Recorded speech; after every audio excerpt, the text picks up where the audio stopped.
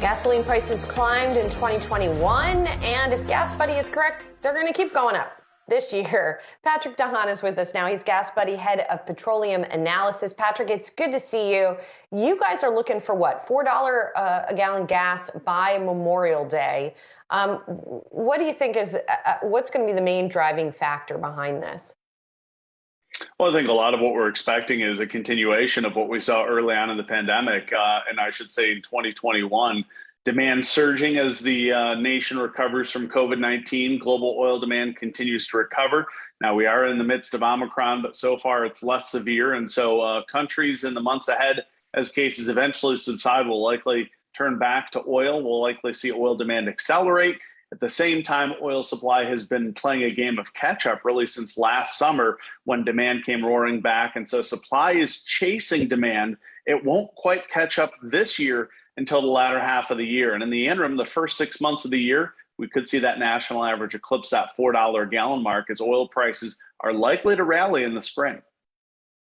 Now, I remember $5 gas from the prior financial crisis, so going back to 2008, I think.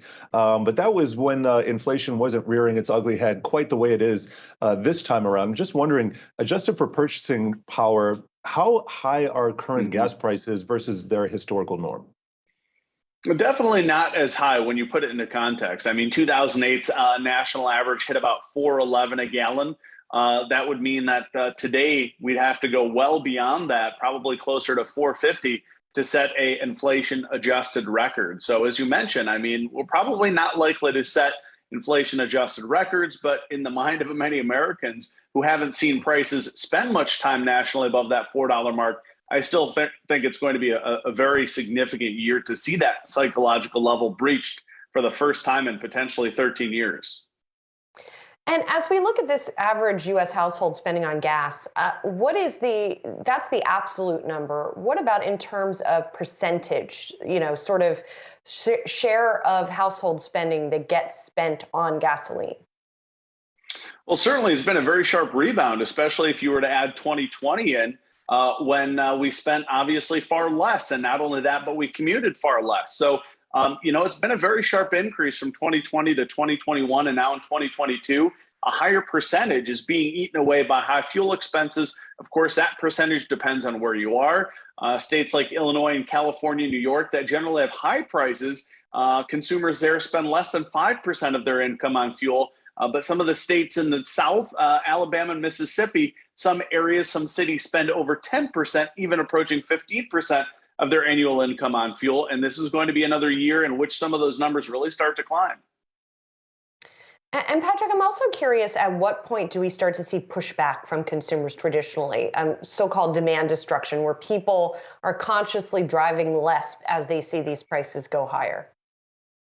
Well, I think you certainly could see that in the year ahead. We didn't see that a whole lot in 2021 simply because Americans were so sick of COVID that I don't think any high price would have really kept people off the road from celebrating summer for the first time in 2 years. So I think this year there's going to be more price sensitivity because so many Americans did get out last year. But I think that cry of many Americans will probably be $4 a gallon. I mean, we're already used to $3. We're seeing it in most states and have in most states. The next psychological barrier will be that $4 a gallon mark. And keep in mind, in California, it could be the $5 barrier mark. And just thinking about these high prices, we're coming off the holiday season. I don't think anybody said, okay, gas prices are too high. I'm just going to not drive to grandma's house this year. But now that we're in January and maybe there's not so much mandatory driving around, when do we see the next potential crunch? Is that the summer drive time season, or is there some little pocket maybe around spring break where we could also see prices kind of get jacked? Well, you'll really start to see prices accelerate at some point, probably in March. It will coincide with refinery maintenance. If there's any unexpected refinery kinks, that could be the catalyst that starts the trajectory higher. And keep in mind, we're talking about less refinery capacity than we had pre-COVID. So that could be a sticking point. And we also transition to summer gasoline. So January and February, probably the calm before the storm. Then prices really will likely accelerate starting in March, and that could last really through Memorial Day weekend or even June before we start to see some relief in the second half of the summer. Hey, Patrick, finally, I'm curious about the interplay between these higher gasoline prices and car buying and the choices that people make. In other words, in the past, when we've seen prices go up, that has driven some demand to hybrid vehicles, for example.